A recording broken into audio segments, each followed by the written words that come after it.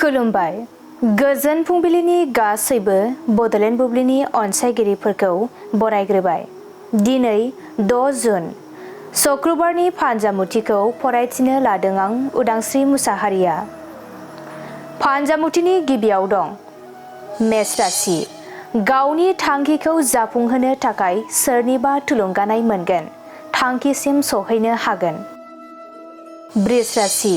नोंथांनि फिसाया माबाफोर आनजाद होदोंब्ला उथ्रिसारनो हानाय नङा, गोसोखौ दुखु मोनखांगोन। मिथुन राशि। बहाबाफोर थाङोब्ला खैफोदजों मोगा-मोगि जानो हागौ, सांग्रां जाना लामा हान्थिनांगोन।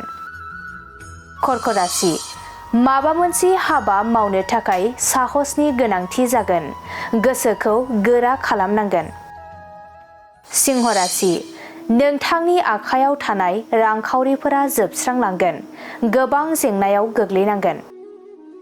कन्या राशि। देहायाव जानाय बेराम आजारफोरा जोबस्रांगोन, गोसोखौ जोबोरैनो सान्थि मोनगोन।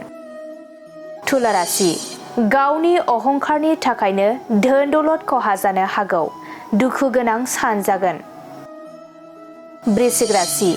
बेफार फालांगि खालामोब्ला मुलाम्फा जागोन, गोबां रांखावरि आरजिना लानो हागोन। धनु राशि। नोंथांनि बिबाना गोजौ फारसे जौगालांगोन, गोजौ थाखोनि मान सन्मान मोनगोन। मकर राशि। धोरोमनि बेरेखा हाबा मावफ्लांगोन, जेरावखि थाया गोसोखौ गोजोननाय मोननाय नङा। कुम्भ राशि। गावनि थांखिखौ होसोनायाव जेननांगोन, दुखु दाहाजोंनो साना बारलांगोन। मीन राशि। गोजान जायगायाव दावबायहैनो खाबु मोनगोन, गोसोखौ जोबोरैनो गोजोननाय मोनगोन। दिनै सानसेनि राशि फरायथिनायाबो एसेनोसै। आसा खालामो नोंथांनि दिनैनि साना मोजाङै मोजां थांगोन, बेखौ बड'लेण्ड बुब्लि नखरनिफ्राय मिजिंथिबाय। गोजोन्थों।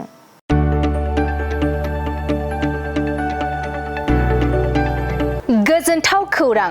बर'नि आंगोथार गोथाव ओंख्रि जानो मोजां मोनग्रा रायजो राजाफोरनि थाखाय गोजोनथाव खौरां। बर'नि आंगोथार ओंख्रि जानो मोजां मोनग्रा रायजो राजाफोरा बे गोदानै खुलिनाय लाइजौ हटेलाव हाबफैनो हागोन। जाखांफुहांनाय लाइमोन फालांगिरि गपेश बसुमतारिया अदालगुरिनि टंलायाव बेखेवदों बर'नि आंगोथार ओंख्रि मोनग्रा गंसे हटेल। अदालगुरि जिल्ला टंलानि मिउनिसिपाल बर्ड मावख'नि साखाथियाव गोदानै बर'नि गोग्गो जानाय आदारनि गंसे लाइजौ मुंनि हटेल बेखेवदों।